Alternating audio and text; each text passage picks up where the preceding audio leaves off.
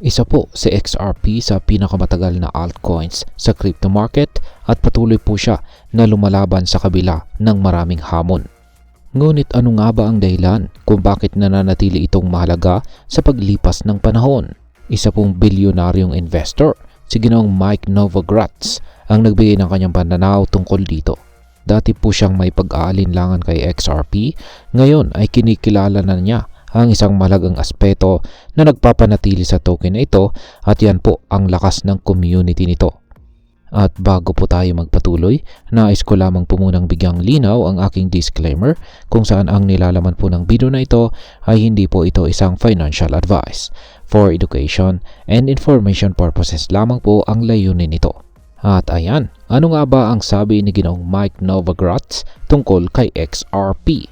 Sa isang episode ng Galaxy Brains podcast kung saan ang host na si Alex Thorn ay nagdala ng usapan tungkol sa pagbaba ng halaga ng Ethereum kumpara kay Bitcoin. Napag-usapan po ang papel ng community sa pagpapanatili ng halaga ng isang cryptocurrency.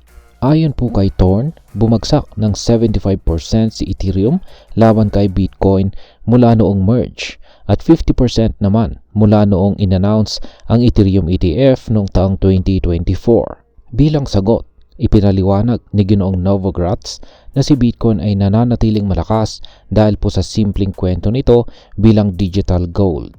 Anya, ang halaga ng Bitcoin ay nagmumula sa paniniwala ng mga tao rito.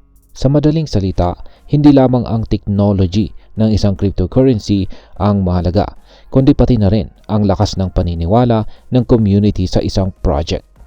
Dito po niya ipinunto ang XRP bilang isang halimbawa ng isang cryptocurrency na nananatiling matatag dahil sa matibay nitong community. Ngayon ay paano po nakatulong ang XRP community sa katatagan ng token? Ayon po kay Ginoong Novogratz, isa sa mga dahilan kung bakit maraming altcoins ang bumabagsak ngayon ay dahil sa sobrang dami ng mga bagong token na lumalabas sa market. Dahil dito, hindi nagkakaroon ng sapat na oras para makabuo ng isang solid na community na siyang magtataguyod sa mga bagong project. Ngunit iba ang kaso ni XRP. Dahil isa ito sa mga unang altcoins sa market, nabigyan ito ng sapat na panahon upang makabuo ng isang matibay at loyal na community.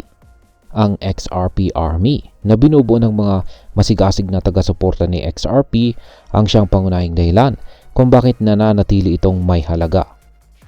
Hindi lang nila tinatangkilik si XRP bilang isang asset, kundi patuloy rin nilang ipinagtatanggol at ipinopromote ito sa kabila ng maraming pagsubok.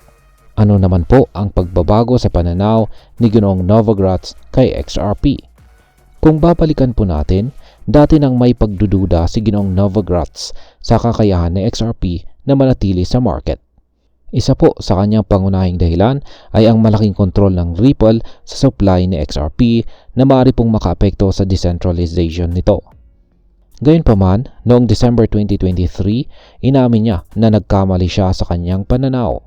Naunawaan niya na hindi lang technical na aspeto ang mahalaga sa crypto market, kundi pati na rin ang papel ng isang malakas na community. Noong February 2025, muling kinumpirma ni Ginoong Novogratz ang kanyang pananaw. Ikinagulat din niya ang pagtaas ng presyo ng XRP noong November 2024, lalo na matapos ang panalo ni Donald Trump sa halalan sa US.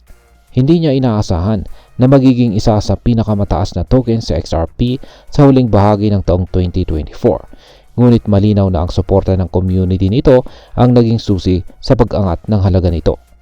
At ngayon ay ano naman ang maaaring maging epekto nito para sa atin bilang mga Pinoy crypto trader at investors ni XRP. Para sa atin na nag-i-invest o nagtitrade kay XRP, malinaw na ang community ay isang malaking papel sa pagpapalakas ng isang asset. Sa kabila ng matitinding hamon mula sa mga regulasyon hanggang sa kompetisyon sa crypto market, sa XRP ay patuloy po na lumalaban. Isa po itong mahalagang aral para sa atin bilang mga Pinoy crypto traders at investors. Hindi sapat na tumingin lang sa technical na aspeto ng isang cryptocurrency. Dapat ding suriin natin ang antas ng suporta ng community dahil ito po ang maaaring maging pundasyon ng matagalang halaga ng isang token. Kung ang isang cryptocurrency ay may solid user base na patuloy itong sinusuportahan, malaki po ang posibilidad na manatili itong mahalaga kahit sa gitna ng matinding pagbabago sa market. At bilang panghuli ay ano naman ang aking masasabi tungkol dito? Mula sa pagiging isang crypto na puno ng kontrobersiya, nananatiling buhay at malakas si XRP dahil sa isang mahalagang bagay. At ito po ay ang lakas ng kanyang community. Kung si Mike Novogratz, isang dating may pag-aalinlangan, ay nagbago ang pananaw at kinilala ang XRP Army bilang isang malaking dahilan ng tagumpay ng token, dapat nating bigyang pansin ang papel ng community support dito sa mundo ng cryptocurrency. At sa kabuuan, ang isa pong cryptocurrency ay hindi lang tungkol sa technology o innovation, kundi tungkol din sa taong patuloy na naniniwala dito. At para sa mga Pinoy crypto investors, ito po ay isang mahalagang gabay sa pagpili ng tamang asset para sa pangmatagalang investment.